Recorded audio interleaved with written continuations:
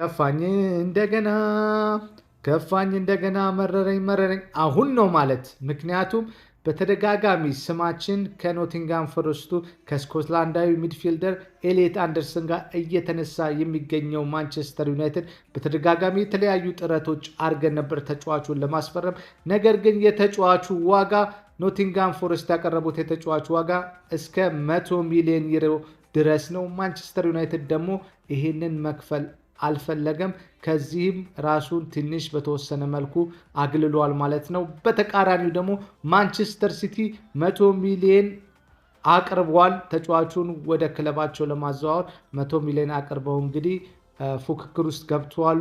እኔ በጣም ማየት ከምፈልጋቸው ስፔሻሊ በማንቸስተር ዩናይትድ ጀርዚ ማየት ከምፈልጋቸው ተጫዋቾች አንዱ ነው። ኤሊየት አንደርሰን ምርጥ ብቃቱን እያሳየ ይገኛል። በኖቲንጋም ፎረስትም አሪፍ ጊዜ እያሳለፈ ይገኛል እና ብንገዛው አሪፍ ነው። ነገር ግን 100 ሚሊዮን ብዙ ነው ብለዋል የቦርድ አባላቶች። ለማንኛውም በዚህ 2 ቀን ውስጥ ምን እንደሚፈጠር አብረን የምናየው ይሆናል። ይመቻችሁ።